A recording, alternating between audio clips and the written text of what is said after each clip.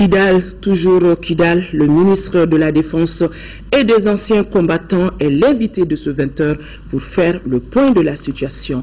Mesdames et messieurs, bonsoir et bienvenue dans ce journal. Le président de la République islamique de Mauritanie, président en exercice de l'Union africaine, est arrivé cet après-midi à Bamako. Il a été accueilli à sa descente d'avion par le président Ibrahim Boubacar Keïta. Voilà, le président mauritanien, président en exercice de l'Union africaine, donc à Bamako, pour s'entretenir avec son homologue malien de la situation dans la région de Kidal.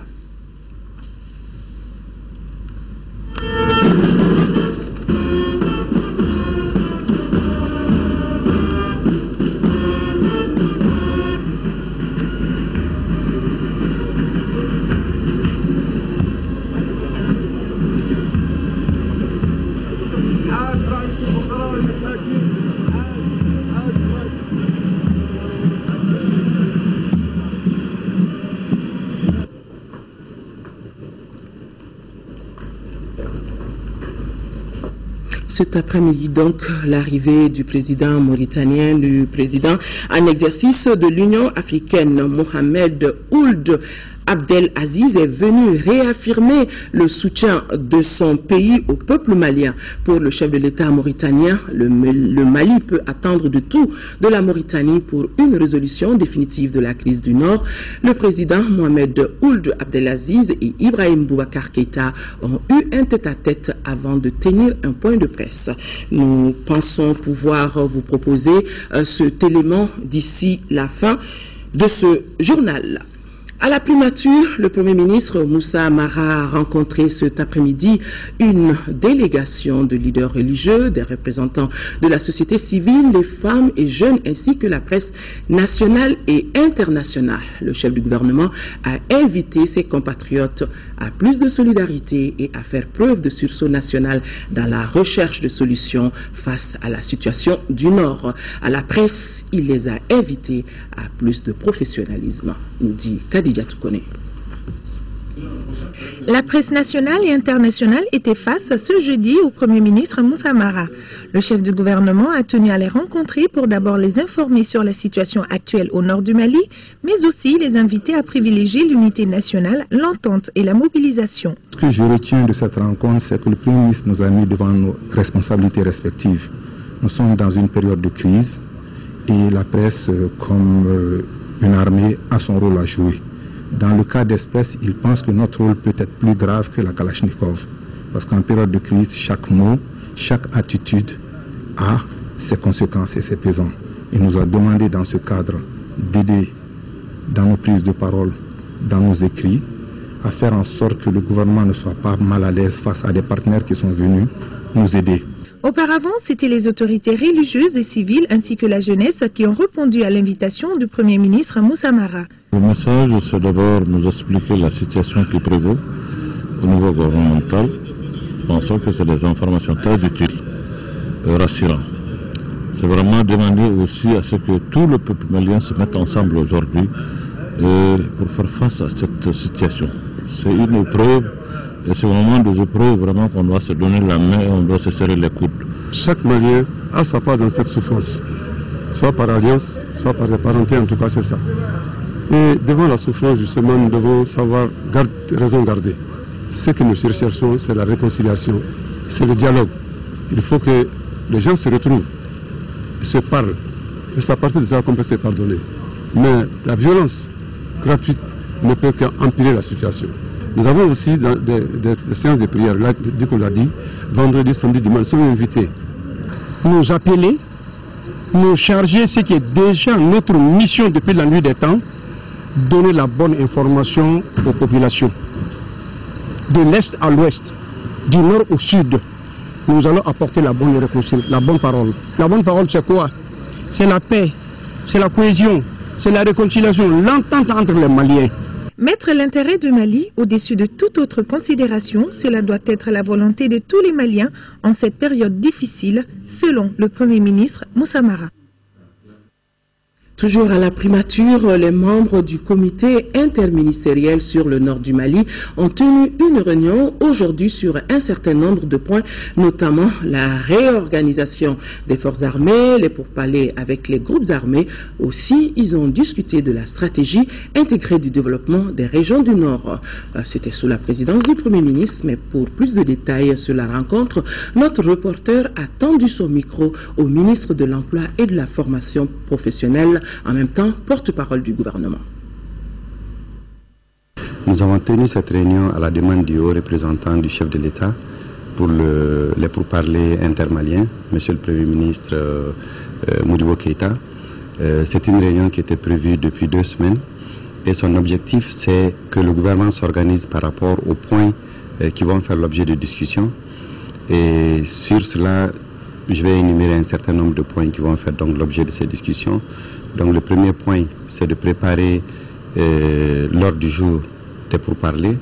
Et cet ordre du jour, ça va inclure les thématiques que nous allons aborder, les participants souhaités, la durée des pourparlers. Il y a aussi un certain nombre de points de discussion sur lesquels nous sommes convenus.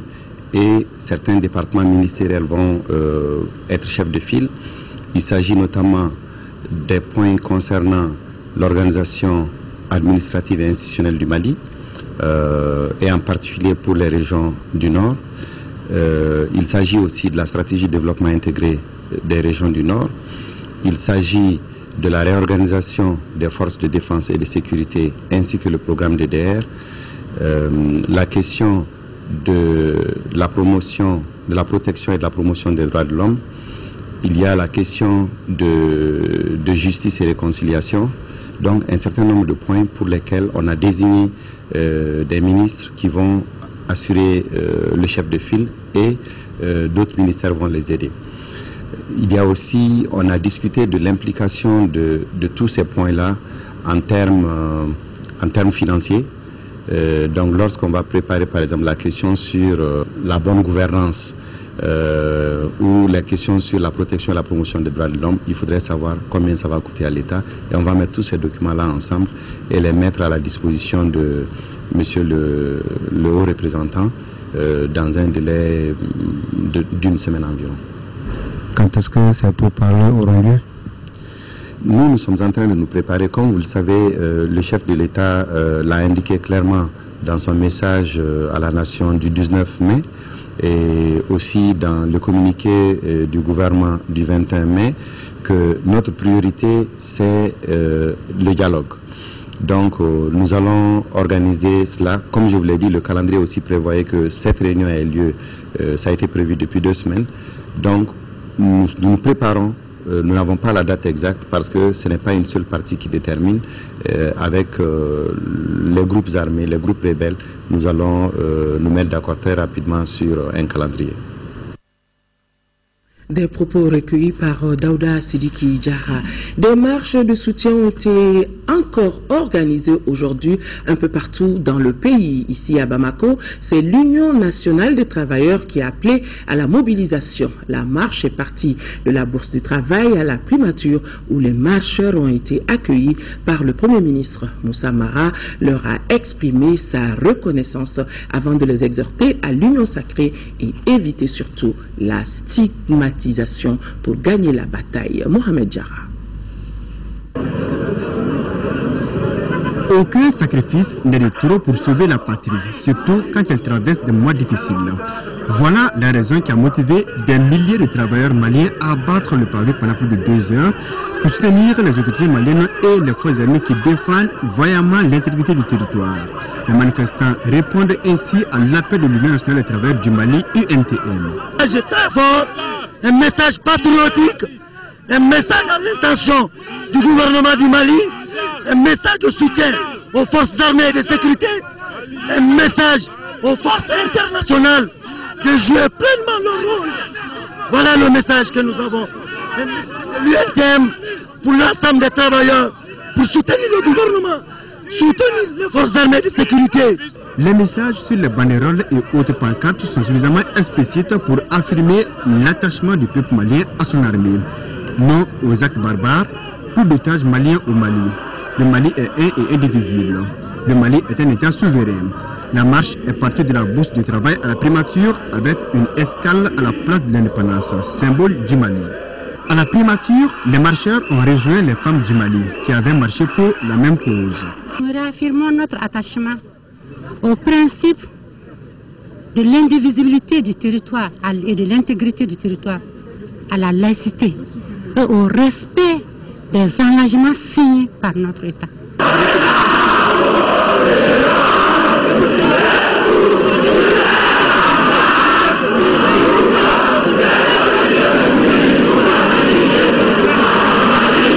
Et c'est un Premier ministre serein qui est venu à la rencontre des milliers de marcheurs pour leur exprimer toute sa reconnaissance avant de leur livrer le message d'apaisement. C'est surtout de leur demander de rester mobilisés. Vous savez, je l'ai dit, ce qui est en train de se commencer est éminemment politique. C'est par la tête qu'on résout, c'est pas par les muscles. De rester mobilisés derrière les autorités. Chaque fois que les autorités ont besoin de communiquer vis-à-vis d'eux, qu'ils viennent, qu'on puisse communiquer. La deuxième chose, c'est de rester derrière les forces armées et de leur dire que l'option principale des autorités maliennes, c'est toujours le dialogue. Nous voulons toujours nous asseoir et parler pour résoudre les problèmes pacifiquement. L'autre élément, c'est qu'ils ne fassent pas d'amalgame. Aujourd'hui, on n'a pas besoin de troubles à Bamako. On a besoin de mobilisation à Bamako, mais on n'a pas besoin de troubles. Ce dont on a besoin à Bamako, c'est que les populations restent mobilisées et qu'elles soutiennent les autorités, qu'elles soutiennent les forces armées, mais qu'elles ne fassent pas d'amalgame. Pas d'amalgame vis-à-vis de nos compatriotes tamashek, arabes et autres, pas d'amalgame vis-à-vis de la MINUSMA ou de la France ou d'autres formes de forces ici, comme le communiqué du gouvernement l'a dit. La marche s'est déroulée sans incident majeur et le message des autorités semble bien compris. Assemblée nationale, le bureau de l'institution élargie au président des groupes parlementaires vient de tenir une réunion extraordinaire. C'est afin d'examiner l'évolution de la récente crise survenue à Kidal. Et les élus se sont ainsi prononcés sur les attaques et agressions perpétrées par le MNLA et alliés. La déclaration du bureau lue par l'honorable Moussa Timbine au micro de Fademba Keita. Déclaration de l'Assemblée nationale du Mali. Sur convocation de l'honorable Isiaka Sidibé, président de l'Assemblée nationale, le bureau de l'institution, élargi au président des groupes parlementaires, a tenu une réunion extraordinaire ce jour 22 mai 2014 afin d'examiner l'évolution de la récente crise survenue à Kidal suite aux attaques et agressions perpétrées par le MNLA, le HCUA, le MAA et leurs alliés narco-djihadistes. Le bureau de l'Assemblée nationale s'incline devant la mémoire des victimes civiles et militaires tombées sur le champ d'honneur, présente ses condoléances les plus sincères et attristées à leurs familles et souhaite prompt rétablissement aux blessés de cette guerre imposée au Mali. Salue le courage, le sacrifice et l'esprit de patriotisme de nos vaillantes forces de défense et de sécurité qui ont défendu la nation au prix de leur vie contre les forces obscurantistes du MNLA, du HCUA, du MAA et de leurs alliés narco-djihadistes. Réitère son soutien indéfectible aux forces de défense et de sécurité, au gouvernement et au président de la République dans leurs efforts visant à sauvegarder l'unité nationale et l'intégrité territoriale du Mali, un et indivisible. Lance un vibrant appel aux pays voisins et amis, ainsi qu'à la CEDEAO, à l'Union africaine, aux Nations unies et à la communauté internationale, afin qu'ils soutiennent les efforts que déploie le gouvernement de la République du Mali en vue de recouvrer l'intégralité du territoire national et à y exercer pleinement sa souveraineté. Demande au gouvernement et à la communauté internationale l'inscription sur la liste des organisations terroristes du MNLA dont les actions auront pour effet de faire le lit aux groupes djihadistes que sont en Sardine, le Moujao, Boko Haram et Hakimi et de transformer le nord du Mali en sanctuaire terroriste et des zones de non-droit. Lance un appel pressant aux frères Touaregs embrigadés par les narcotrafiquants de rejoindre la nation malienne. Encourage le président de la République dans la recherche de la paix en privilégiant le dialogue. Salue la sagesse du président de la République d'observer un cessez-le-feu suite à l'appel du secrétaire général des Nations Unies. Exhorte les chefs traditionnels, les chefs religieux, la société civile et l'ensemble du peuple malien à se mobiliser autour des institutions de la République, des forces et de défense de sécurité en ces heures critiques que vit notre nation et de leur apporter le soutien multiforme qui sied en pareilles circonstances. Fait à Bamako le 22 mai 2014, le président Isaka Sidibé. Mesdames et messieurs, je vous le disais dans les titres, un invité dans ce journal, le ministre de la Défense et des anciens combattants, Soumeilou Boubei Maïga. Bonsoir, monsieur le ministre. Et bonsoir. Vous étiez sur ce même plateau à 13h et ce soir vous êtes là. Ça suppose qu'il y a eu des évolutions. Sinon, quelles sont les dernières nouvelles du terrain? Les dernières nouvelles, je vais d'abord commencer par confirmer ce que les députés ont dit tout à l'heure par rapport à l'accord du président pour un cessez-le-feu. Donc au nom du gouvernement, j'ai confirmé par écrit notre accord pour le cessez-le-feu. Et donc les discussions continuent à d'autres niveaux pour qu'ils deviennent exécutoires dans les 72 heures à venir au plus tard. La deuxième chose que je vais dire, c'est que par rapport à ce que j'avais dit cet après-midi, c'est que, 1, nous nous sommes retirés de Kidal. 2, sur l'ensemble du théâtre, nos positions restent intactes. Presque dans tous ces endroits, nous avons assez de volume d'effectifs pour assurer la sécurité des populations et de leurs biens.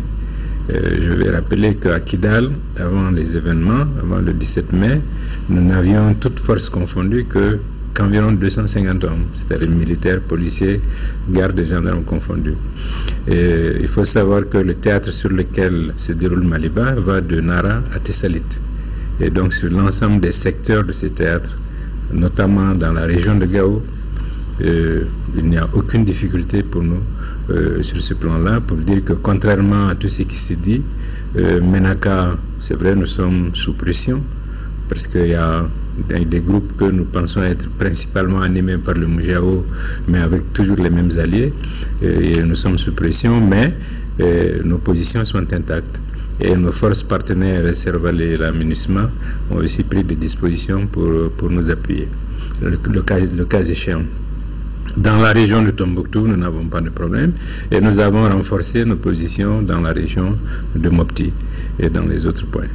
Et nous continuons d'alimenter la manœuvre, comme on dit, pour apporter les soutiens dont nos éléments ont besoin sur le terrain. Nos forces, comme je l'ai dit, avaient entrepris hier des actions en vue de récupérer ce que nous considérions comme des points clés au sein de Kida, toujours dans la volonté d'asseoir la souveraineté de l'État à Kidal comme partout ailleurs. Après des premiers succès, nous avons connu des revers, et bon, ça arrive dans l'action militaire, et comme je l'ai dit à 13h, il n'y a aucune armée dans le monde qui a gagné une guerre sans perdre au moins une bataille. Nous considérons donc que c'est une étape, et à cette période-là, nous sommes en train de réorganiser nos forces, de les redéployer. Nous allons réinvestir un certain nombre de positions desquelles nous nous sommes retirés pour mieux nous réorganiser comme à Nefis, comme à Songo, dans les heures à venir.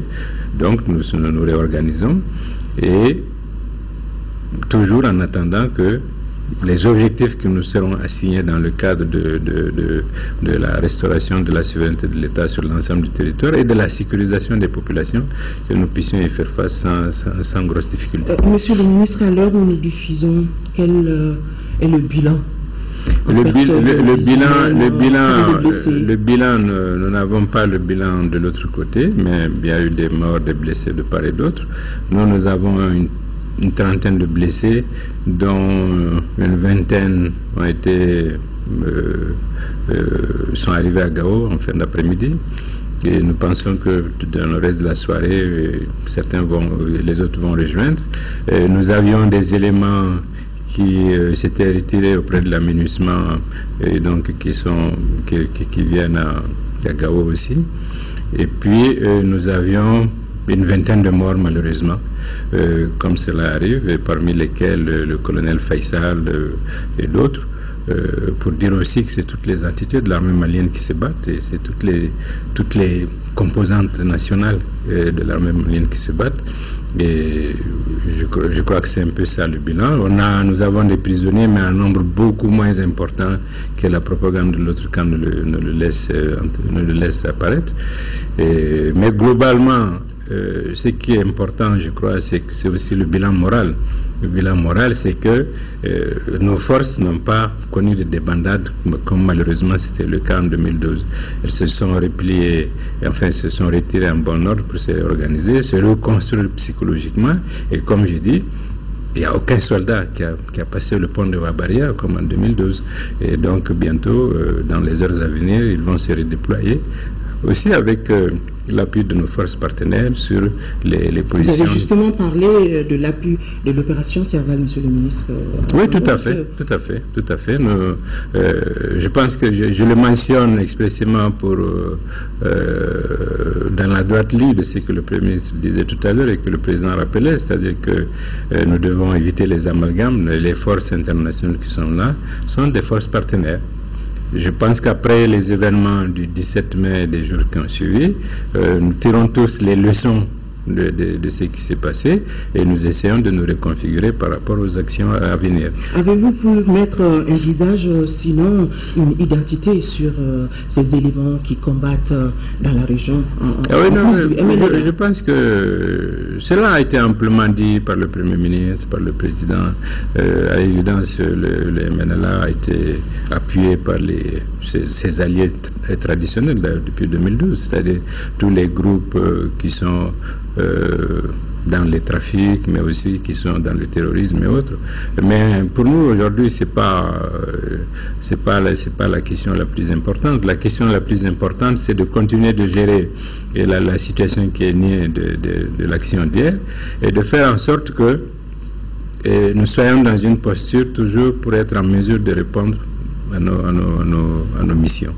Et de dire que par rapport à cette situation-là, il y a trois choses importantes qu'il faut retenir. C'est que d'une part, c'est de ne pas céder à la panique, parce que c'est la propagande des autres. Parce que malheureusement, avec l'effet de la propagande, il y a des villes comme Gao Mais justement, d'après les informations que nous avons, la panique est aux portes de Gao, de Tombouctou. Oui, mais c'est pour ça que j'insiste dessus, pour dire qu'il n'y a pas de problème. Il n'y a absolument aucun problème. Il ne faut pas céder à cette panique-là, parce que comme je l'ai dit, à Kidal, la situation est née du fait que nous n'avions que 250 hommes au maximum pour toutes les forces, ce qui n'est pas le cas sur les autres secteurs. Donc il ne faut pas céder à la panique. Et deuxièmement, il ne faut pas céder aussi à la stigmatisation, parce que c'est la faute à laquelle les autres veulent nous pousser. Et comme l'a dit Monseigneur Zerbo tout à l'heure, chaque Malien porte en lui une part des autres. C'est-à-dire qu'aujourd'hui, dans l'armée malienne, dans les autres secteurs de la nation, les Maliens sont côte à côte, blanc et noir, noir et blanc. Et donc, il faut faire attention à ne pas céder à la stigmatisation, et ne pas céder aussi à l'amalgame, pour ne pas confondre, comme je dis, les fronts et les adversaires. Il ne faut ne se tromper ni de front ni d'adversaire. Les forces internationales qui sont là interviennent souvent avec la lecture qu'elles ont de la situation. Dieu merci, après les événements qui se sont passés, chacun a tiré les leçons de ce qui s'est passé, et chacun se reconfigure pour que nous agissions en solidarité et en synergie, parce que leur objectif, c'est quand même de nous aider à nous stabiliser et à consolider nos institutions et tout cela. Et pour dire aussi que nos forces armées n'ont aucun problème matériel sur le terrain. Et aujourd'hui, nous avons une logistique sur 2660 km. Il n'y a aucune discontinuité, il n'y a aucune rupture. Elles n'ont pas de problème, elles n'ont pas connu le succès attendu hier, mais elles se préparent, elles se réorganisent, elles reprennent leur courage, elles reprennent leur morale, et elles inscrivent leur action dans la volonté nationale qui a été largement exprimée plusieurs fois, qui est d'asseoir la souveraineté de l'État sur l'ensemble du territoire, de garantir la cohésion de la nation, de sécuriser les populations et leurs biens, et de sécuriser le processus politique qui va venir, parce que si nous n'avons pas de forces de sécurité et de défense à la hauteur, nous ne pourrons pas sécuriser la paix. C'est un processus long qui peut connaître des hauts et des bas, et il faut intégrer cet aspect-là. Et quels que soient les revers que nous pouvons connaître momentanément, il faut garder la foi de pouvoir continuer. Mais en tant que ministre de la Défense et des anciens combattants, avec tous ces problèmes de communication vers Gao, on nous fait comprendre que le réseau a été coupé.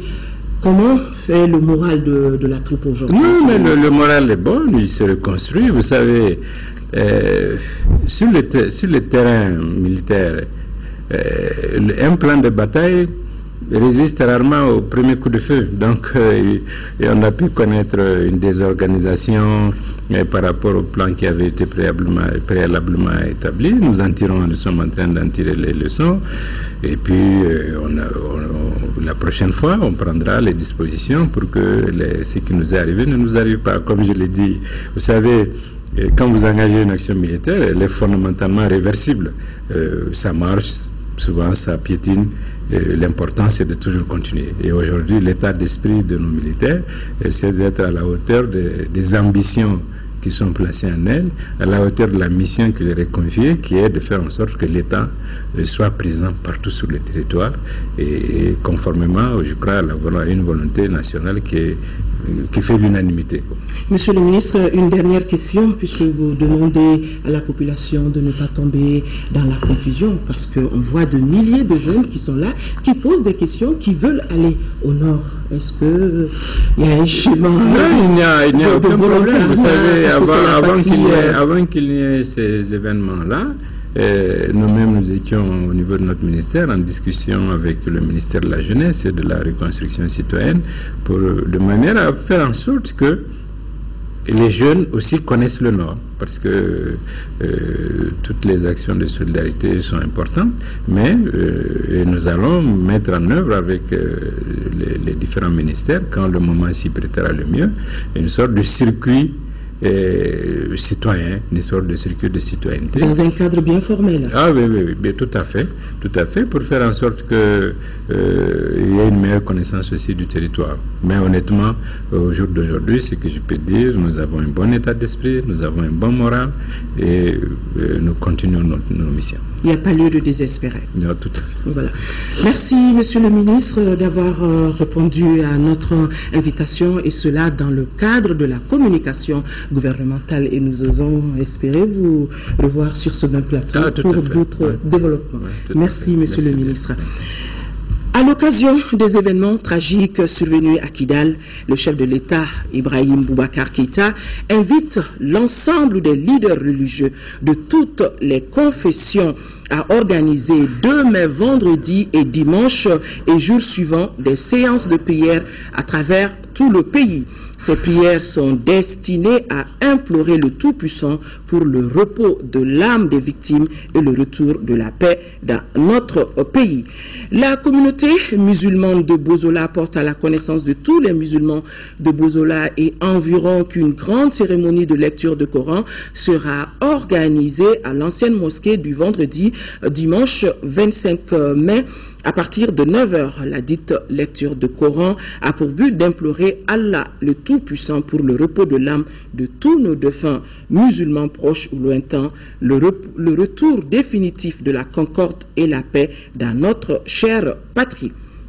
Et ce communiqué du Conseil économique et social suite aux événements survenus à Kidal du 17 au 27 mai 2014, le Conseil économique, social et culturel du Mali condamne avec la dernière énergie les actes criminels perpétrés par les bandits armés du MNLA et de ses acolytes terroristes d'AQMI et des narcotrafiquants, occasionnant ainsi des pertes en vies humaines. Ces lâches assassinats sapent les dispositifs mis en place par le gouvernement du Mali pour enclencher le processus de paix, de dialogue et de réconciliation. Ils constituent également une violation grave de l'accord préliminaire de Ouagadougou, en réaffirmant son soutien inconditionnel et indéfectible au président de la République, au gouvernement, aux forces armées et de sécurité du Mali. Le Conseil économique, social et culturel tient à rappeler que l'intégrité territoriale du Mali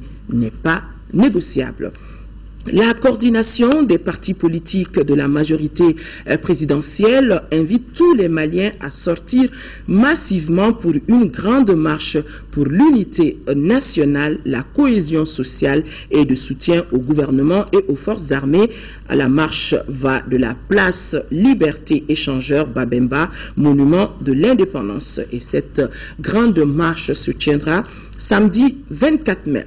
Nous avons reçu aujourd'hui les réactions du réseau d'appui pour une meilleure gouvernance au Mali, de l'association Djamana Nyeta, de l'association Unité Malienne dans l'effort et la justice pour la paix, le réseau Alternance pour un Mali debout, le collectif des syndicats nationaux du Mali, la coalition des alternatives africaines d'aide et développement, l'amicale des anciens ambassadeurs et consuls généraux du Mali, la Fédération nationale de l'industrie hôtelière du Mali, la sous-section RPM de Djelibougou, l'Union des patriotes pour le renouveau, le réseau des historiens géographes du Mali, le Conseil politique national du Congrès pour la démocratie et le progrès, l'association Djamana, l'association malienne pour le changement, l'association Anseko de Kita, le bureau de coordination de l'AM invite le peuple malien à l'union sacrée autour des autorités pour la restauration de l'intégrité territoriale et adresse leurs condoléances au gouvernement, aux parents des victimes et souhaite prompt rétablissement aux blessés. Voilà, on me fait signe que l'élément sur la visite que vient d'effectuer le président de la Mauritanie, le président en exercice de l'Union africaine est prêt et que Mohamed Ould Abdelaziz est venu réaffirmer le soutien de son peuple au peuple malien. Pour le chef de l'État mauritanien, le Mali peut attendre de tout de la Mauritanie pour une résolution définitive de la crise du Nord. Le président Mohamed Ould Abdelaziz et Ibrahim Boubacar Keïta ont eu un tête-à-tête avant de tenir un point de presse. Bourama Traoré, compte rendu. Si dans les moments difficiles on reconnaît les vrais amis, le président de la République islamique de Mauritanie apporte tout son soutien au peuple malien. En visite au Mali, Mohamed Ould Abdelaziz a eu un tête-à-tête avec son homologue malien Ibrahim Boubacar Keïta au palais de Koulouba. Naturellement, les derniers développements de la situation sécuritaire à Kidal ont dominé l'entretien, à l'issue duquel les deux chefs d'État ont animé un point de presse. Les premiers mots du président Ibrahim Boubacar Keïta sont ceux de remerciement. Dans une sa visite d'amitié et de solidarité vrai pour venir témoigner au peuple du Mali toute la fraternité, toute la solidarité du peuple frère de Mauritanie. Je la remercie jamais assez au nom de tout notre peuple, du nord au sud, d'est en ouest. Pour le président mauritanien, la sécurité dans la région se joue incontestablement au nord malien et aucun effort ne sera épargné pour rétablir l'intégrité territoriale du Mali. Le Mali peut et doit s'attendre de tout de la Mauritanie. Donc, comme je disais tout à l'heure, tout ce que le Mali peut en dire touchera directement la Mauritanie. Donc, on ne peut pas épargner un effort, une contribution, un engagement pour apaiser et pour sortir le Mali de cette situation. Donc nous sommes à côté du Mali, nous sommes prêts à nous engager aux côtés de nos frères maliens pour régler ce problème. Mais il faut qu'on sache une chose, que traiter ce problème, ramener la paix, c'est pas s'engager dans une guerre. Parce que tôt ou tard, on aura besoin de dialoguer, de discuter. Donc on est à côté du Mali pour arriver à cette fin qui doit ramener la paix dans la région, qui doit ramener la sécurité et la stabilité. Les présidents maliens et mauritaniens conviennent donc de privilégier le dialogue pour trouver une solution définitive à la crise du Nord. Dialogue inclusif et intermalien avec un principe non négociable, le respect de l'unité du Mali. Occasion pour le président Ibrahim Boubacar Keïta d'inviter ses compatriotes au calme et à l'unité. Nous avons dit que nous souhaitons qu'il n'y ait pas d'amalgame, qu'il n'y ait pas de stigmatisation d'aucun de nos frères, d'aucune de nos sœurs.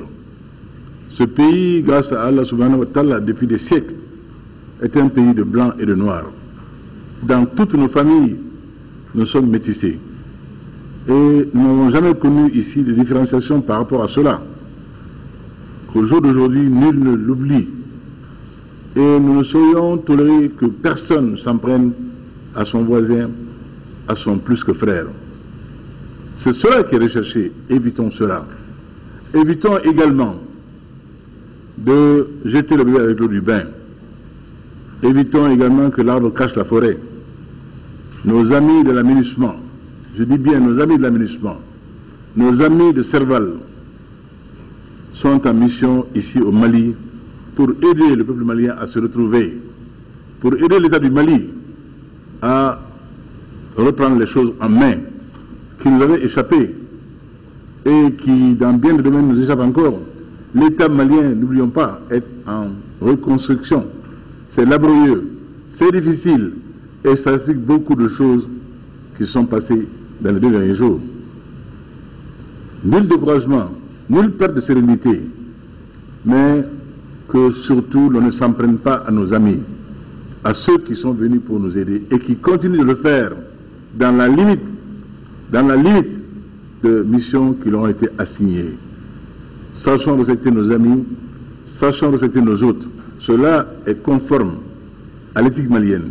Cela est conforme à l'humanisme soudanien dont nous aimons tant nous vanter. Sachons non seulement raison gardée, dignité gardée et honneur conservé. Auparavant, le président de la République avait offert un déjeuner à la délégation mauritanienne. Occasion pour les 2 parties de poursuivre les discussions sur la situation au Mali. Nous vous proposerons l'intégralité de cette conférence de presse demain soir après le journal de 20h. Et le président mauritanien, je le disais, était à Bamako pour une visite de quelques heures et son avion a déjà décollé pour son pays, la Mauritanie. Pour être tout à fait complet dans ce dossier de la situation de Kidal, suite aux événements de Kidal, le président de la République a informé le Conseil des ministres de la déclaration d'un deuil national de 3 jours à compter de demain, vendredi 23 mai 2014 à 0h sur toute l'étendue du territoire national en hommage aux victimes civiles et militaires. Les drapeaux seront mis en berne pendant la durée du deuil. L'actualité sur un tout autre plan, l'espoir renaît chez les populations des régions du Nord grâce à l'accompagnement du gouvernement et de ses partenaires. En guise d'illustration, le Canada vient de mettre un montant de plus de 450 millions de francs CFA à la disposition de 2 organisations paysannes de la région de Tombouctou. La somme servira à accroître la production de blé et lutter contre l'insécurité alimentaire. La signature de la convention s'est déroulée au ministère de l'économie et des finances en présence de notre reporter Mohamed Jarrah. C'est une bouffée d'oxygène pour les 2 organisations paysannes de la région de Tombouctou qui bénéficient d'un appui de plus de 458 millions de francs CFA. Il s'agit de l'Union des producteurs agricoles de blé et de l'ONG Action pour la formation et l'autopromotion rurale. Un financement rendu possible grâce à la coopération Mali-Canada à travers le Fonds commun de développement. Le financement de l'ONG AFAR pour un montant de 191 121 524 francs CFA servira à soutenir le projet de sécurité alimentaire et nutritionnelle et de lutte contre la désertification par la promotion de la petite irrigation dans la région de Tombouctou, notamment dans les cercles de Diré et de Goudnam. Quant à l'organisation paysanne Babaou Djissi, son financement de 207 820 311 francs CFA servira à accroître la production et la productivité dans les sous-secteurs blé et riz et à améliorer le revenu de ses membres. Par ce geste, le Canada manifeste sa volonté de lutter contre l'insécurité alimentaire au Mali. Le Canada a une très longue tradition d'appuyer justement à la fois les organes gouvernementaux, mais aussi la société civile pour qu'elle joue son rôle pleinement. Et le dernier commentaire, c'est que la thématique de la sécurité alimentaire est absolument au cœur, encore une fois, historiquement, de la coopération canadienne. La signature des 2 ententes bipartites avec Baba Houdissi et Afar d'un montant cumulé de 398 941 835 francs pour le financement des actions de sécurité alimentaire vient clore l'allocation par le Fonds commun de développement de près de 10 milliards de francs CFA depuis 2002 dans le cadre de sa seconde phase. L'appui devra aussi contribuer à réduire la souffrance des populations de Tombouctou après la crise de 2012. Elles devront pouvoir mener des activités génératrices de revenus. La 8e session du Conseil de direction du contrôle financier vient de prendre fin à l'hôtel Olympe de Bamako. 2 jours durant, les acteurs de la chaîne de la dépense publique ont examiné et débattu de la déconcentration du contrôle financier, l'interconnexion de la chaîne de la dépense, les directions du cadre harmonisé des finances publiques de l'UEMOA et de l'État de leur transposition dans la législation nationale. Fademba Keita. Les exposés et débats sous l'égide d'un bureau présidé par le directeur national du contrôle financier portent sur 2 points essentiels. L'état d'exécution et les recommandations de la 7e session de 2013 et les thèmes au milieu de cette session. C'est en vue d'assurer l'efficacité, une meilleure maîtrise et gestion des finances publiques de notre pays. Nous avons mis beaucoup l'accent sur le contenu des directives de l'Union, l'état de leur transposition et l'implication de ces directives sur l'avenir du contrôle financier. Les échanges ont débouché sur des résolutions. Nous avons fait des recommandations par rapport à la poursuite du programme de formation que nous avons déjà et à son renforcement. Nous avons aussi fait des recommandations pour améliorer les outils de travail que nous avons, notamment la mercuriale des prix, qui est un outil de travail de contrôle financier. La structuration envisagée conformément aux directives du cadre harmonisé des finances publiques de l'UEMOA intéresse également les structures rattachées. Si nous voulons avoir une chaîne beaucoup plus correcte et qui correspond à beaucoup plus de clarté dans la dépense, il faut profiter de l'expérience des cadres de la Direction nationale du contrôle financier. Cela va permettre de renforcer le contrôle, et notre matière c'est le contrôle, et ça va permettre de diminuer les risques au niveau des dépenses. Le programme d'activité de l'année en cours prévoit notamment les formations, l'achat d'équipements, les réalisations des infrastructures et la poursuite de la déconcentration.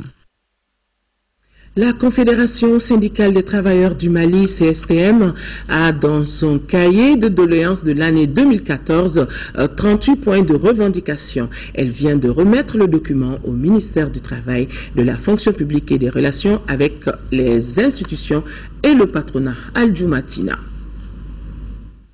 À travers cette remise des documents, la Confédération syndicale des travailleurs du Mali fait découvrir au ministère du Travail, de la fonction publique et des relations avec les institutions, ainsi que le patronat, le contenu de son cahier de doléances de l'année 2014. Il importe donc qu'on se parle, nous tous, avec la plus grande sincérité, dans la vérité, pour restaurer la confiance entre tous les partenaires.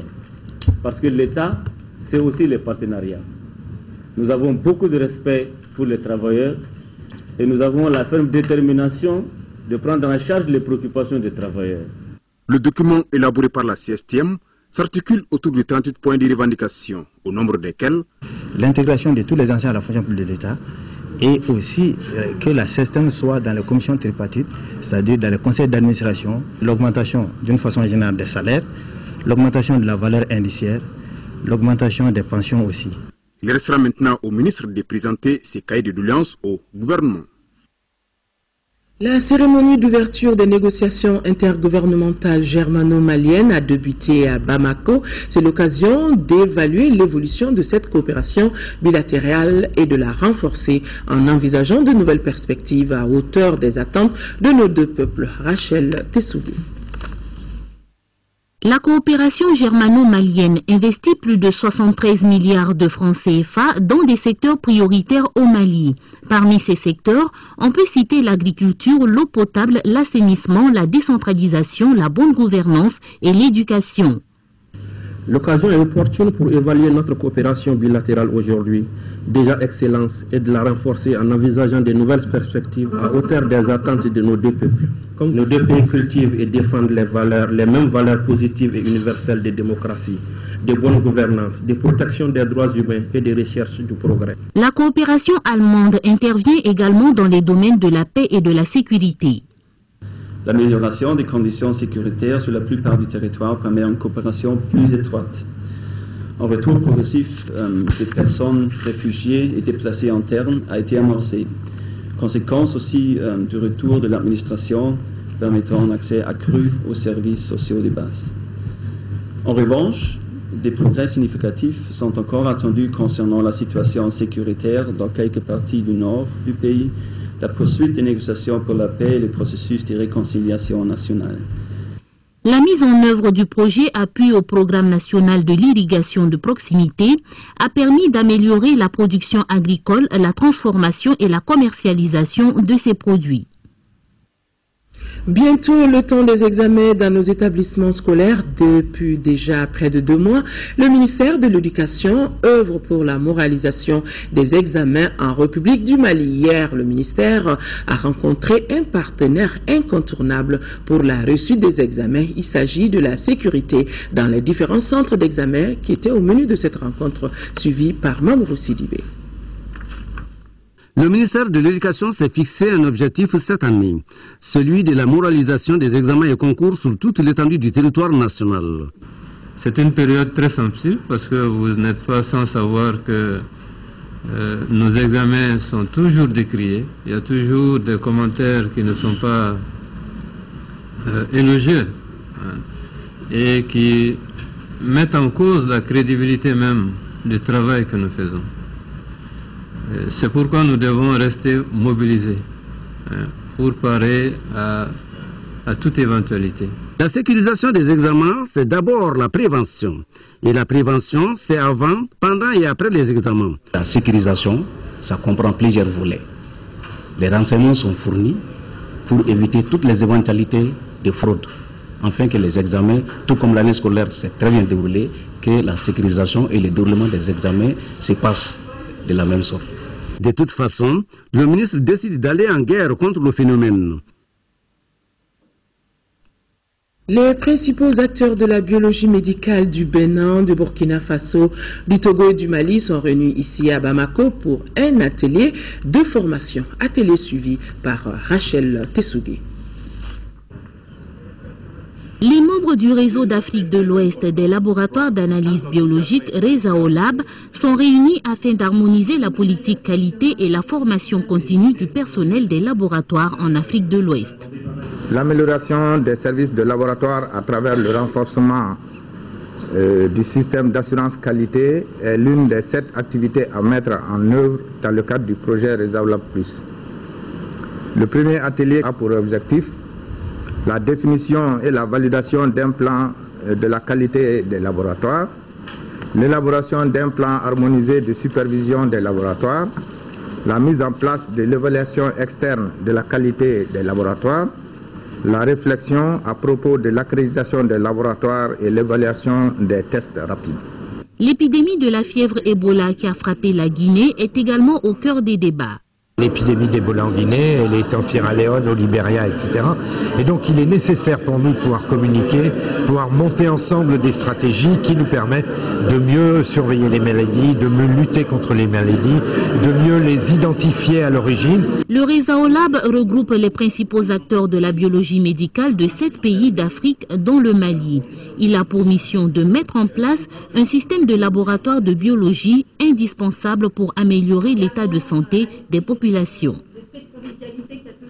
La Caisse nationale d'assurance maladie CANAM a tenu la 8e session de son conseil d'administration. Le budget 2014 se chiffre à plus de 22 milliards de francs CFA contre 21 milliards en 2013, soit une hausse de 4,6%, nous dit Mariam Sagara qui a suivi ce conseil d'administration. La Caisse nationale d'assurance maladie CANAM se porte à merveille, une révélation du premier responsable de la structure. Ainsi, le budget en 2014 de la CANAM s'élève à plus de 22 milliards de francs CFA contre 21 milliards en 2013, soit 2,6%. Le démarrage a été difficile, non pas parce que la réforme n'était pas opportune, mais tout simplement parce qu'il y a eu un certain nombre d'incompréhensions. Aujourd'hui, la CANAM va de mieux en mieux. Tout simplement, nous avons à date enrôlé près de 580 000 personnes. Et tous les jours, nous avons des gens qui viennent pour s'immatriculer. Nous avons, entre 2012 et 2013, payé pour près de 4,5 milliards pour assurer la prise en charge des assurés. La dynamique d'ensemble imprimée dans le processus de la gestion de la réforme de l'assurance maladie obligatoire reste sauve. C'est le lieu pour moi de féliciter et d'encourager l'ensemble du personnel de la CANAM et son directeur pour avoir, en relation avec la tutelle, pris les dispositions idoines permettant d'assurer la continuité des actions à un moment crucial pour la conduite de la réforme de l'assurance maladie obligatoire. Après un parcours de combattant très rude aux premières heures de sa création, la CANAM amorce aujourd'hui une montée fulgurante vers son objectif assigné, ce qui prouve la nécessité de l'existence d'une telle structure au Mali. Le ministre Konaté a profité de cette 8e session pour réitérer la confiance du gouvernement à l'assurance maladie obligatoire. Son appel pressant aux partants exprime la volonté du gouvernement à assurer la facilité des soins à tous les Maliens. Le Rotary Club a remis à la direction de la santé une chambre froide, c'était vendredi dernier. Un coût de réalisation, 45 millions de francs CFA et l'infrastructure aidera à la conservation des vaccins. La remise des clés s'est déroulée au centre d'immunité en présence de Rotariens et plusieurs membres du département de la santé. Fatoumata Kone. D'une capacité de 100 mètres cubes, cette chambre froide servira de cadre à la conservation et au stockage des vaccins de campagne. La chambre est ainsi logée dans le Centre national d'immunisation, une réalisation du Rotary Club, d'une valeur de 45 millions de francs CFA. Fruit d'une collaboration entre le ministère de la Santé et le Rotary International, vient à point nommé car il permet de renforcer les capacités de stockage de la section immunisation de la Direction nationale de la santé. Premier partenaire du gouvernement malien dans la lutte contre les maladies endémiques, le Rotary Club ne compte pas s'arrêter en si bon chemin. La polio est une lutte qui a été initiée par le Rotary depuis 1985. Et depuis 1985, le Rotary n'a cessé de lutter contre cette maladie.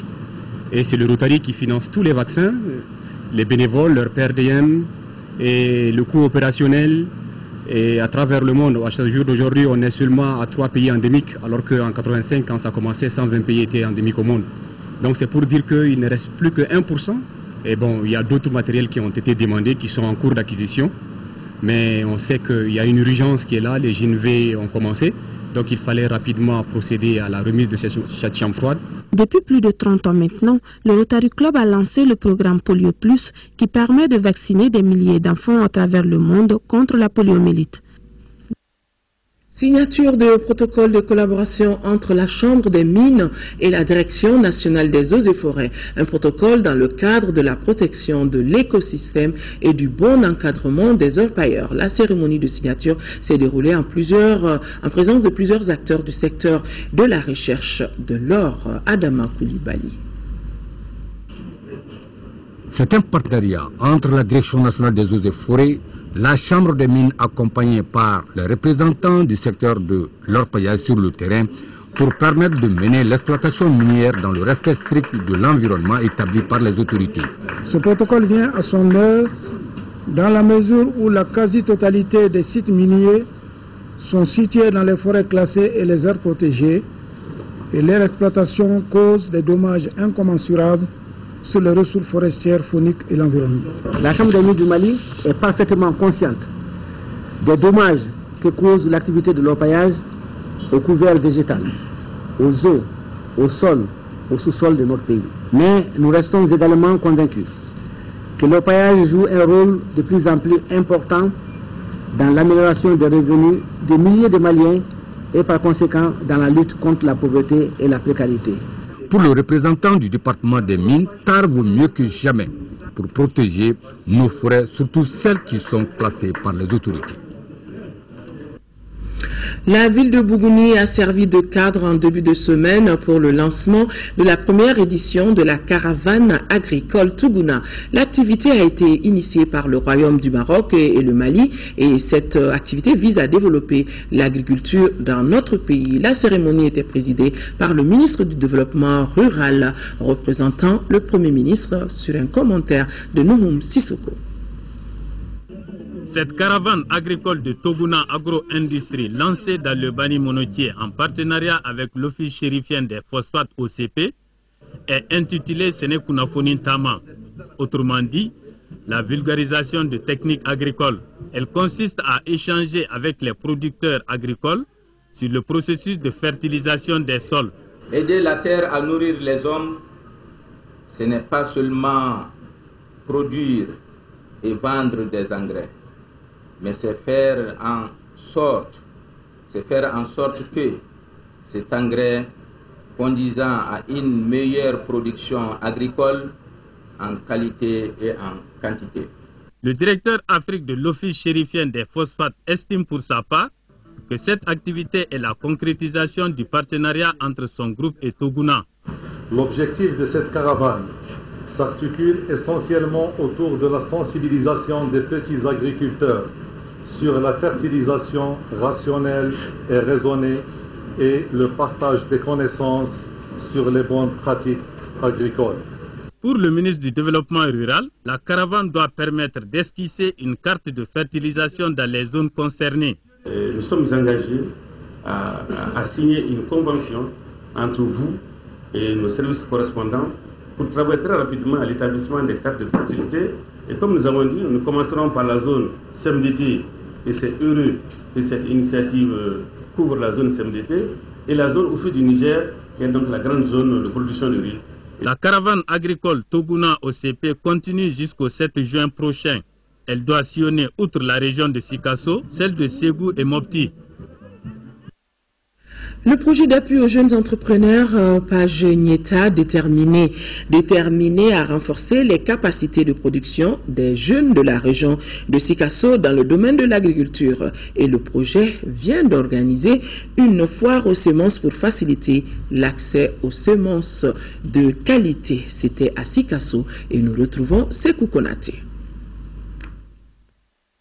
Par l'organisation de la présente foire aux semences, le projet d'appui aux jeunes entrepreneurs, Page Nieta, veut offrir un espace d'échange et d'information entre acteurs du projet et producteurs de semences.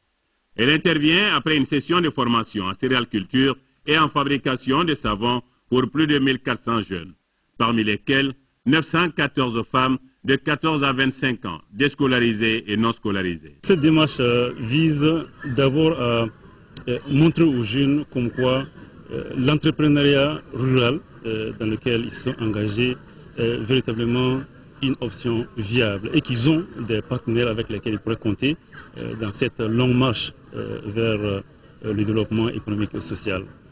Ainsi, les jeunes entrepreneurs en céréalculture recevront chacun des tickets d'achat de semences de sorgho, mil, maïs et niébé pour une valeur de 25 000 francs CFA et une charrue. Et pour les initiés à la fabrique de savon, un kit complet. C'est un appui, ce qui veut dire qu'ils sont les principaux acteurs par rapport à la réussite de cet entrepreneuriat-là. Donc c'est leur faire comprendre qu'un appui est ponctuel et qu'ils puissent prendre vraiment cela comme un véritable élan qui ne doit pas s'estomper. Et pour les autorités régionales, l'initiative de Pagneta bénéficiera de tout l'accompagnement. Au Mali, ce qui est clair, c'est grâce à l'agriculture que nous pouvons nous développer comme il le faut. Et ceux qui s'engagent dans ça, je crois qu'ils ont tout l'appui du gouvernement malien et de toutes les autorités présentes ici. À rappeler que le projet Pagneta est financé par l'USAID à hauteur de 30 millions de dollars. Il couvre les régions de Kayes, Koulikoro, Sikasso et Tombouctou pour 5 ans.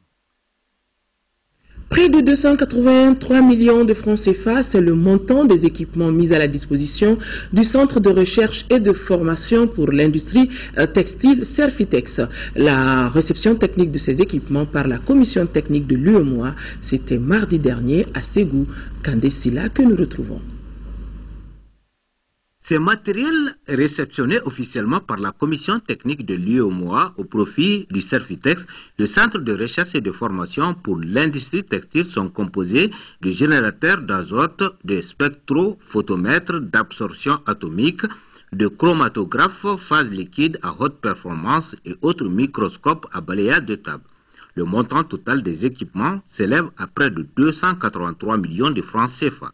L'initiative s'inscrit dans le cadre de la mise en œuvre du projet d'appui à la filière coton textile Paficot, un projet financé par la PAD dont la composante régionale est gérée par l'UEMOA.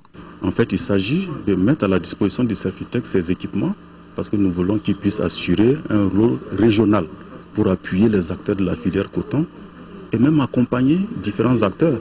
Ces équipements viennent à renforcer les capacités du centre dont l'une des missions demeure la formation et la recherche dans le domaine du coton fibre et annexe. Tous ces appareils que nous venons de recevoir dans le cadre du Paficot vont nous renforcer dans la formation initiale des ingénieurs et dans la formation continue des acteurs et des techniciens des unités textiles. Le Servitex, qui a été créé en 2004, compte plus de 350 étudiants, dont des Burkinabés, des Béninois et des Maliens.